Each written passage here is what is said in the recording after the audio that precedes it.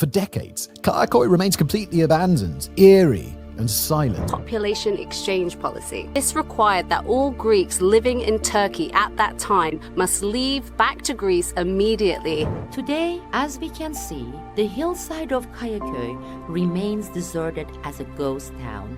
Have you ever stepped into a place where time no longer moves, where silence isn't empty, but full of memory? This isn't just history, it's memory, echoing, waiting. Welcome to Whispers of the Forgotten, a journey into the lost chapters of human civilization. Today, we walk the haunted streets of Kayaköy, a town of shadows, secrets, and songs never finished. Nestled in the hills of southwestern Turkey, just a few kilometers from the turquoise shores of Fethiye, lie the skeletal remains of a town once filled with life. Stone homes, 2 churches, schools, shops, over 3,000 buildings, now silent.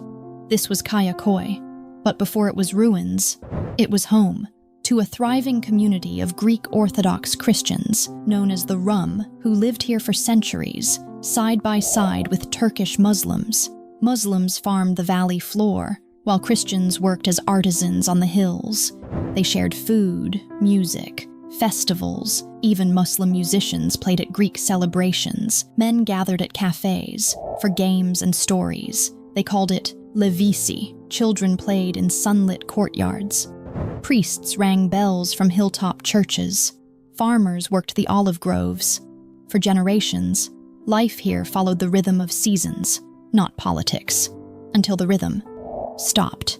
In the early 20th century, war came, borders shifted, empires crumbled, and in 1923, under the Treaty of Lausanne, a population exchange between Greece and Turkey was forced upon millions.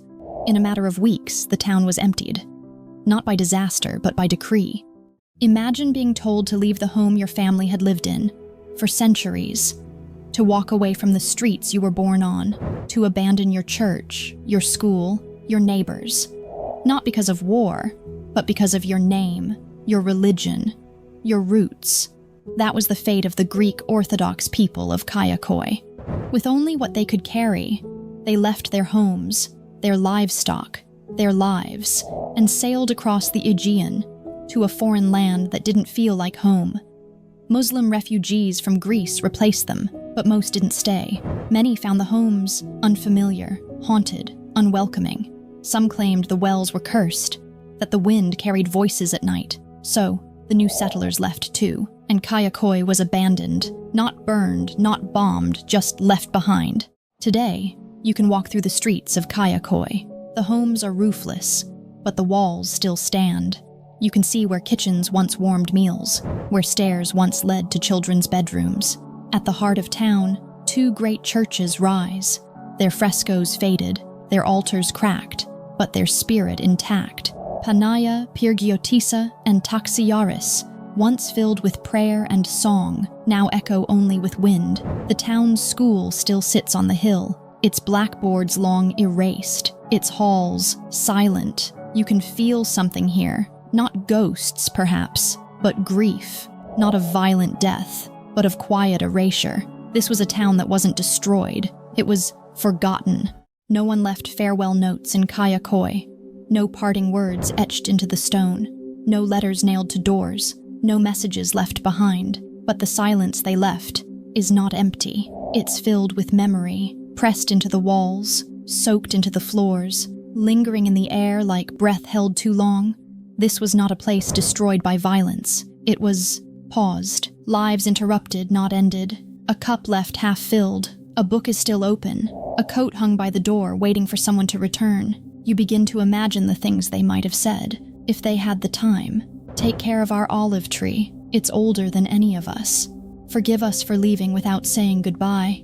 To the house that raised us, we'll be back. But those words were never written. The people of Kayaköy were told to go, told they had no place here anymore, told that their faith, their name, their past no longer belonged. So they left, quietly, reluctantly, hurriedly. Some carried only what they could hold. Others took small treasures, a family pendant, a pocket Bible, a handful of earth.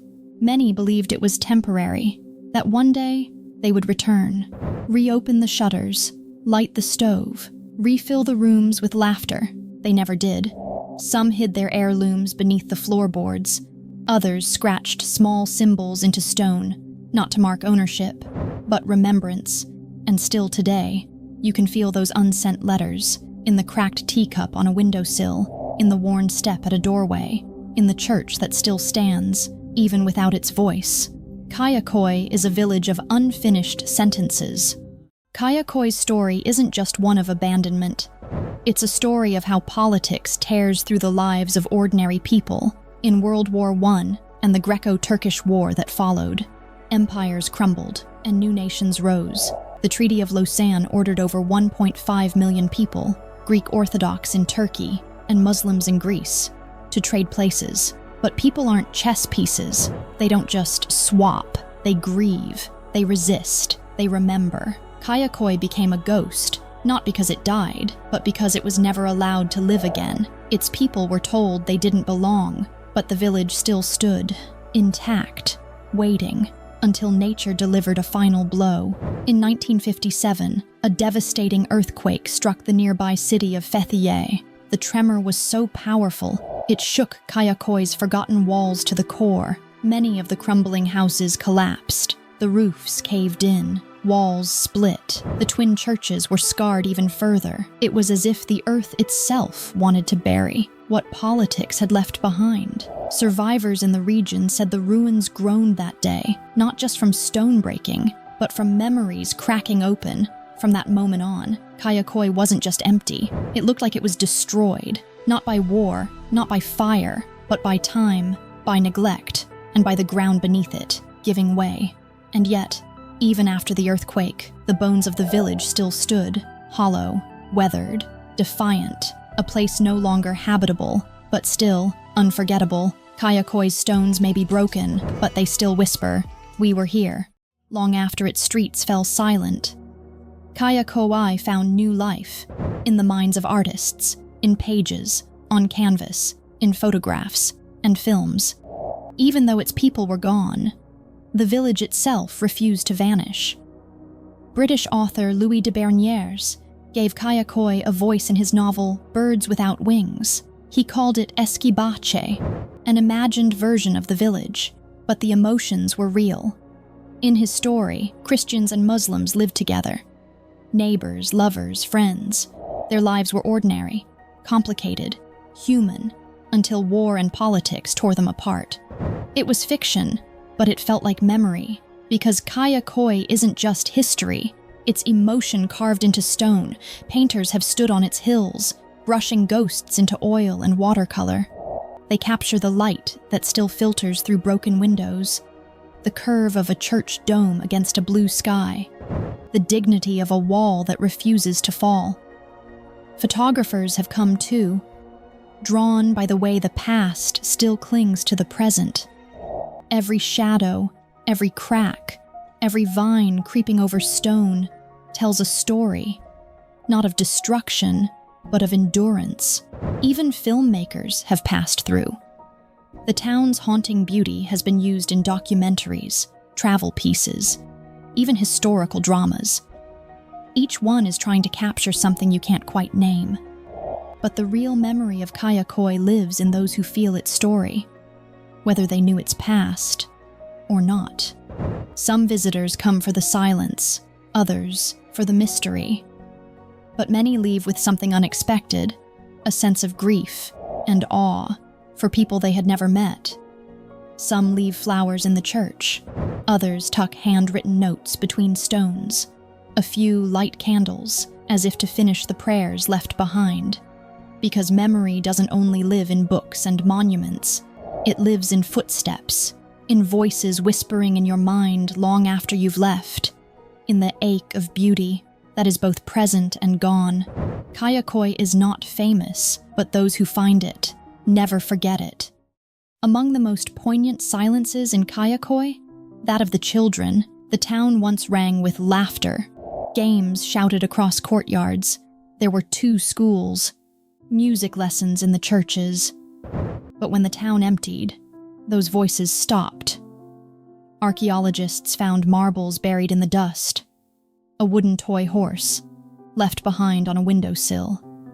Tiny sandals, soles worn from climbing rocks, and running down stone streets. No one mourned these children in headlines. No plaques remember their names. But Kayaköy does. Every time the wind rushes through the valley, it sounds like footsteps, running, chasing, playing. Today, Kayaköy is protected as a historical site. No one lives here permanently, but it's not truly dead. Artists come to paint. Writers come to think. Some say they feel peace here. Others, an eerie sorrow. But everyone agrees it makes you feel something. Local guides walk visitors through the ruins, telling the story of a town where no bombs fell, but which vanished anyway. Occasionally, a candle burns in the church. A child leaves a toy on a stone step, and for a moment, the village breathes again. The people who left Kayaköy didn't vanish. They settled in Greece, in places like Nea Makri. They built new lives, but many kept keys to their old homes. They passed them down through generations. Today, their descendants visit Kayaköy. Some crying, some praying, some are simply standing in silence. They touch the walls. They find their grandparents' homes. They say, "We remember. The town may be empty, but it is not forgotten." Kayaköy is not a tragedy of fire or flood. It is the quieter kind of loss, the one that comes with forced silence. It didn't die screaming. It died whispering. But those whispers are still here, in the wind that rustles through the town, in the sunlight rising through the broken church windows, in the footsteps of visitors who walk, slowly, reverently, through its empty streets.